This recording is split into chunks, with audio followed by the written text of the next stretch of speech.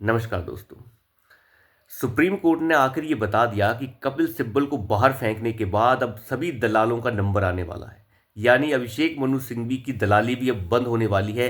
सभी चोरों का केस लड़ने वाला अभिषेक मनु सिंघवी, उसे सुप्रीम कोर्ट ने एक तरीके से बता दिया कि अब आपकी औकात बताने का वक्त आ गया है।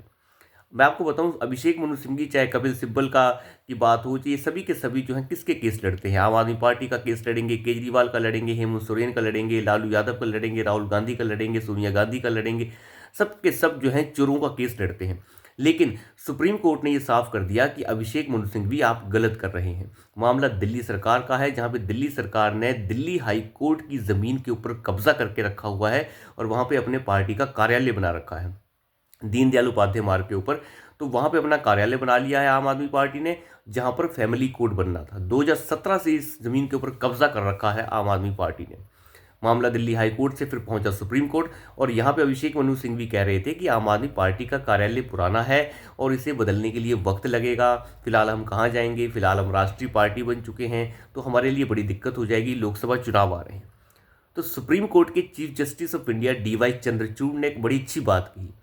उन्होंने अभिषेक मनु सिंघवी से कहा कि आपको तो यहाँ पे हमारे साथ खड़े होना चाहिए। आप तो दिल्ली हाई कोर्ट में प्रैक्टिस कर चुके हैं और दिल्ली हाई कोर्ट की ज़मीन को अगर कोई कब्जा कर रहा है तो आपको तो दिल्ली हाई कोर्ट के साथ खड़े होना चाहिए। और आप जो है अरविंद केजरीवाल के साथ खड़े हो गए हैं। ये बहुत गलत कर रहे हैं आप, ऐसे नहीं होना चाहिए, इस तरीके की बात नहीं हो सकती। अगर कोई कोर्ट की ज़मीनों पे कब्जा करेगा और आप उसके साथ खड़े हो जाएंगे, ये आप बहुत गलत कर रहे हैं। इतनी बड़ी टिप्पणी अभिषेक मनु सिंघवी कभी एक्सपेक्ट नहीं कर सकते थे, क्योंकि DY चंद्रचूड़ ने जब ये बात बोल दी, इसके बाद बोलने के लिए कुछ नहीं रह जाता है। क्योंकि आप जस्टिस की बात को काट भी नहीं सकते, और जब DY चंद्रचूड़ खुद ये कह दें कि आप केजरीवाल के साथ खड़े हैं और आपको कोर्ट के साथ खड़े होना चाहिए, एक तरीके से पूरी की पूरी भद पिटवा दी अभिषेक मनु सिंघवी की अरविंद केजरीवाल ने।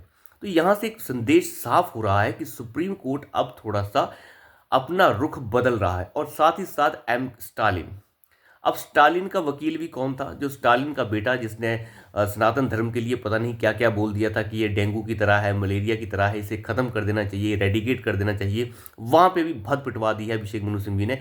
उनका वकील भी अभिषेक मनु सिंघवी था। अब देखिए, स्टालिन का बेटा उदयनिधि स्टालिन, जिसने सनातन को बेइज्जत किया स्टेज के ऊपर से, वहाँ उनका वकील भी कौन है, अभिषेक मनु सिंघवी। क्योंकि उदयनिधि स्टालिन ने जब ये सब कुछ बोला था, उस समय जगह जगह के ऊपर उनके ऊपर केसेस रजिस्टर हो गए थे। पूरे देश में रजिस्टर हो रखे हैं, जम्मू कश्मीर से लेकर कन्याकुमारी तक जगह जगह केसेस रजिस्टर हो रखे हैं। तो उदयनिधि स्टालिन पहुंचे थे सुप्रीम कोर्ट कि इन सभी को क्लब कर दिया जाए, और क्लब करके जो एक जगह कर दिया जाए, ताकि हम इसकी सुनवाई आराम से कर सकें। लेकिन सुप्रीम कोर्ट ऑफ इंडिया ने एक बड़ी अच्छी बात इसमें कही, और अभिषेक मनु सिंघवी को एक तरीके से लताड़ लगा दी कि आप लोग बोलने से पहले सोचते क्यों नहीं हैं। ऐसी क्या बात हो गई है कि आप कोई लेमैन नहीं है, आप कोई आम आदमी नहीं है जो कुछ भी बोल के निकल जाए। आप एक नेता हैं, और अगर नेता इंसान इस तरीके की बातें बोलता है, उसका समाज के ऊपर क्या असर होता है, ये कुछ छोटी मोटी बात नहीं है जो आपने बोली है।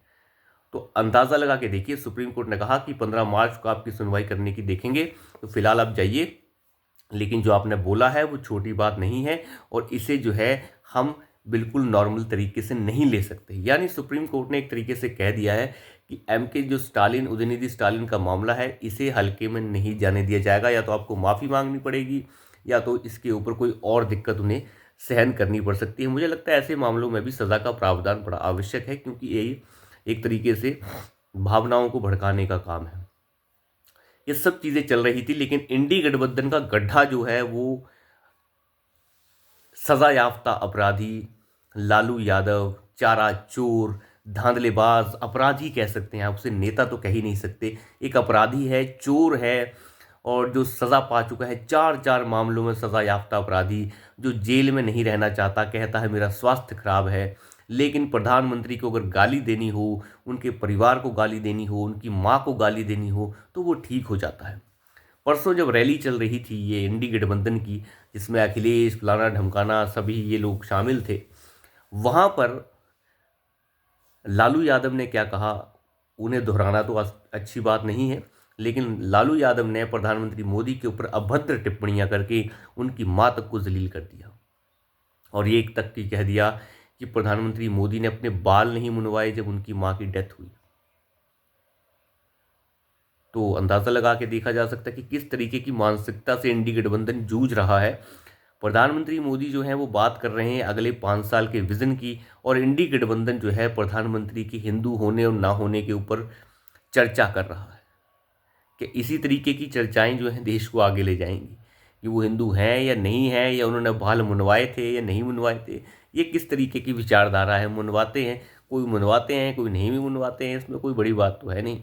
भारत में बहुत सारे समाज है जो बाल नहीं मुंडवाते, हमारे यहाँ भी नहीं मुंडवाते कई लोग, लेकिन बिना मतलब की बातें करके ये ये सज़ा याफ्ता अपराधी, चारा चोर, घोटालेबाज और एक नंबर का दरिंदा, दुर्दांत अपराधी कह दीजिए आप, क्योंकि 4 मामलों में सज़ा याफ्ता अपराधी है ये चोरू चक्का, ये कह रहा है कि प्रधानमंत्री मोदी जो है वो हिंदू नहीं है, वो उनकी माँ जो है ये है वो है, ये पता नहीं नपुंसक, पता नहीं क्या क्या बातें वो कह गया। ये हरामी ये नहीं बता रहा है कि ममता बनर्जी के लिए क्या सोचता है, ये जयललिता के लिए कुछ सोचा था क्या इसने, ये मायावती के लिए क्या सोचता है, मायावती का भी कोई परिवार है। देखिए इस तरीके की घटिया बातें जिनका न सर है न पैर है, ये इंडी गठबंधन जो है वो बातें कर रहा है जिसका जो है गड्ढे में डुबोने का काम। मैं आपको बताता हूँ 2007 में क्या कहती थी सोनिया गांधी। 2007 में सोनिया गांधी का नारा था कि हत्यारा है मोदी, ये कत्लेआम कर चुका है। आपने उसका रिजल्ट देख लिया, उसका रिजल्ट गुजरात में क्या मिला। फिर ये पाकिस्तान का दलाल जिसके बारे में मणिशंकर अय्यर ये क्या कहता था कि चाय की दुकान खुलवा दूंगा मोदी को, लेकिन वो कभी प्रधानमंत्री नहीं बन सकता, कभी नहीं बन सकता, कभी नहीं बन सकता, 3 बार कहा था उसने, लेकिन वो बने। और मणिशंकर अय्यर जो है फिलहाल अपने लिए घर ढूंढ रहा है, उसके कॉलोनी वालों ने उसे रहने के लिए भी मना कर दिया है कि आप यहाँ से छोड़ कर चले जाइए। ये हालत हो चुकी है इनकी। उसके बाद ये एक पागल एक राहुल गांधी ये चिल्लाता रहा कि चौकीदार चोर है, चौकीदार चोर है, लेकिन माफ़ी मांगी सुप्रीम कोर्ट में जाकर कि हाँ मैंने गलती से बोल दिया था, बिना शर्त माफ़ी मांगी है राहुल गांधी ने।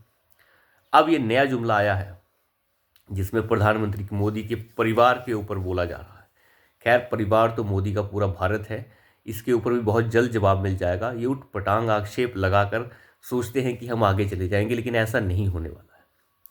भारत की जनता, देश की जनता सब कुछ समझती है।